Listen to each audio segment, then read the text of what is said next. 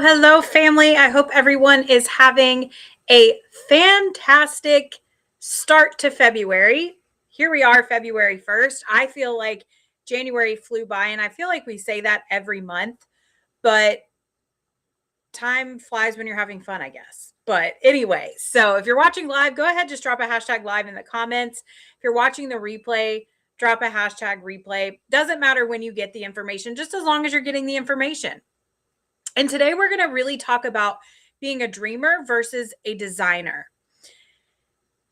And I think this is a really important concept because this concept takes into consideration trusting the process and falling in love with the process. And that's where I think people get a little bit lost, especially with all of the things going on now where everybody wants that instant gratification. And when you're talking about getting lasting results to your goals, whether that's health, finances, career, relationships, anything, you have to really take into consideration, do we want a quick fix? Because there are quick fixes out there. Or do we really want to learn the process, trust the process, and fall in love with the process? So that's that dreamer versus designer mentality. The dreamers talk about how someday they'll achieve their goal. Someday, wouldn't it be nice if I did X, Y, and Z? Or, someday when I get to this level, then I can be happy. But if you can fall in love with the process and become a designer, that's where that true habit is built. So how did I get up this morning? And I understand it is so cold really across the entire country. But Florida, our wind chill when I got up this morning was 14 degrees. That's cold for Florida. We haven't seen 14 degrees ever since I've lived down here. And so to look at that, but not even think twice and just get up and get in the car and go to the gym, that's that designer mentality. Did that happen overnight? Of course not. Because I used to say, well, if I could just do X, Y, and Z, then things would be okay. And so I used to live in that dream space. And then I started trusting the process. We talk about that so much. My dad, during my first journey, when I first got started, I would always hear him trust the process. And that's truly what it means to become a designer. You fall in love with the process. And I heard this story. I was listening to a YouTube video, and I heard this story about a gentleman who was in his 70s. And he was so intentional about the way he spent his time. He spent time listening to his grandkids talk every day, playing with them, spending time with them. But he also got up every day to tend to his garden of beautiful fruit trees and all kinds of things that wouldn't fully mature for another 30 years. And one day his kids asked him, Grandpa, why do you continue to take care of that when you're never really going to see them fully matured? And his answer was, well, because someone did that for me. Someone designed and planted trees like that for me. And so that's what it means to become a designer. You put those habits in place for the future you. You're not necessarily reaping the rewards right away, but the future you is going to see the accumulation of those efforts. And that's where you're going to really start to see massive success. And I was listening to another video, and this was actually a Zoom call I was on. It was a leadership call. And they were talking about how it's all about perspective. You have to start to be great, right? You don't have to be great to start, but you've got to start to be great. And That's exactly what being on a health journey is. You just have to take the first step. And so I want you to think in terms of your goals and where you're at along your journey.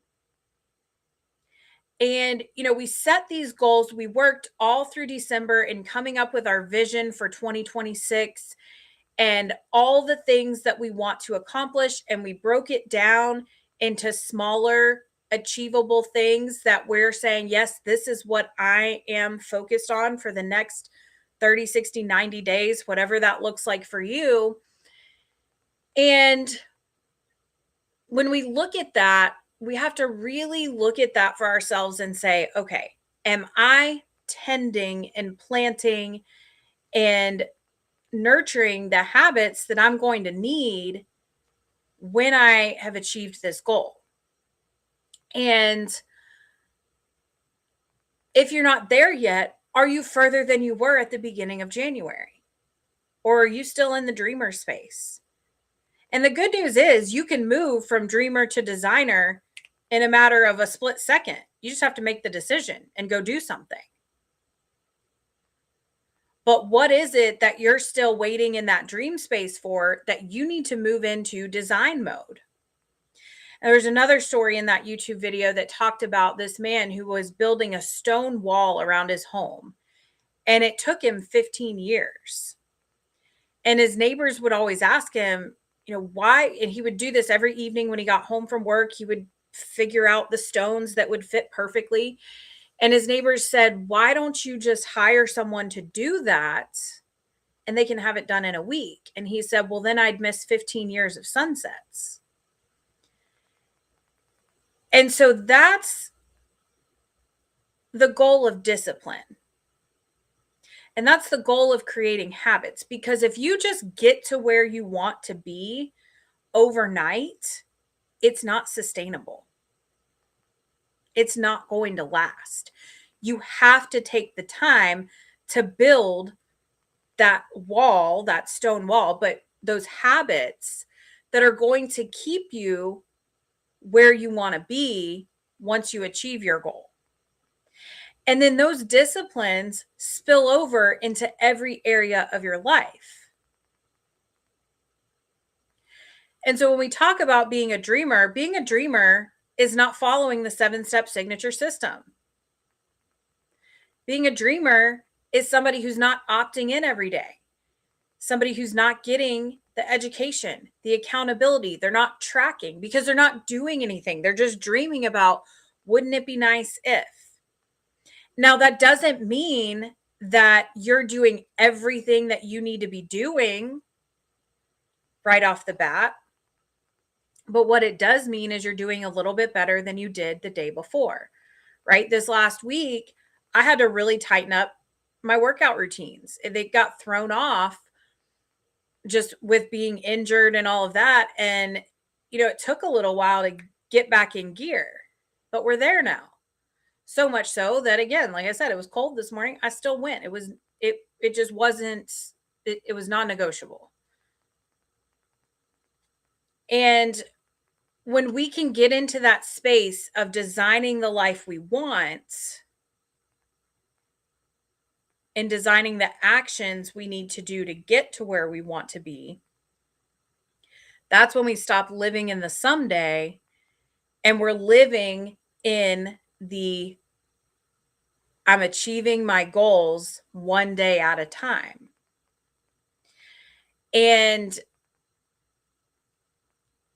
it's not glamorous. And so I think that's why it gets so difficult sometimes. I'm not going to sugarcoat it. It's not easy all the time to eat on plan.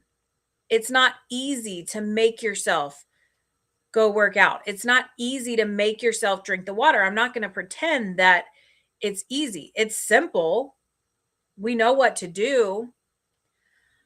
But that's where the design piece comes in, because if we design, AKA plan, the night before, we plan it for the next day, then we take the decision making out of the process, and then all we have to do is opt in and track. because we've made the decision ahead of time. So that's the behavior modification, that's the accountability, that's the education, because we know better so we can do better. So we plan ahead, we figure out what we're going to do for the following day. And then the next day, all we have to do is opt in. I can't tell you how much easier it is to just opt in when I've already got everything planned out from the day before. You want me to plan it the day of? I'm waking up, I'm tired, I go to the gym, I work out, and man, it's a lot harder to make a great choice. It's a little easier if you add the workout in, but if I skip a workout and then you want me to make good choices on top of that, look out, because it may not happen. And that's just the reality. And it's because when we throw off that design space a little bit, it's so much easier to derail yourself. And so that's why it's really important that you become that designer. So I want you to look back at your goals from January. And this is what I want you to do this week. Look back at the goals you set for January. Look back at the action steps that you committed to taking and do some honest reflection and accountability. Did you take those steps? And if you didn't, guess what? It's not the end of the world, right? It's February 1st. You have the ability to go. If you didn't get your workout in today, go do something for 10 or 15 minutes after this call. Do a yoga video from YouTube. Do some sort of dance video from YouTube, right? There's all kinds of things because I know it's cold. Not everybody's going to go outside and walk, right? Or do something outside. I get that. So that's the thing. You have to course correct as soon as you see it. That's what the designers do. They course correct. If they see that something's not working or it doesn't fit in the space quite right, they adjust, they tweak until it does fit. And that's where the tracking comes in. Because if we're tracking, we can look back and say, okay, yeah, this is working for me. Or guess what? This doesn't seem to be working. Let me figure something else out. Let me redesign. And it doesn't mean it has to be a whole big overhaul. It just might mean moving the chair from this side of the room to this side of the room, right? A little tweak could make all the difference in your progress. But if you're not tracking, you can't see that. And so that's why tracking is so important. It's not meant to be a punishment to write down everything that you eat. It's not meant to be a terrible thing that you're like, oh my gosh. It's just meant to be a scorecard so that you can design where you need to go and you can adjust along the way. Because what happens is when we're not tracking, and we get very frustrated. We think, oh my gosh, I'm doing so well. I'm getting my workouts in. I feel like I'm eating right. But you didn't track the chips, the cookies, or the handful of chocolate or whatever. It didn't get tracked. And so it's not there to see. And you just stay frustrated. And then you claim things don't work. So that's why it's so important to have the 7-step system in your design, because that's going to help keep you on track. It's going to help you fit those stones in perfectly. And when those stones align perfectly, that's when you're meeting your goals. And it's probably going to take some readjustment. It's going to take some realignment along the way. So go back, look at the goals that you have for January and for 2026. I want you to give an honest account. Are you on track? Are you not on track? And if you're not on track, it's fine. It's a new month.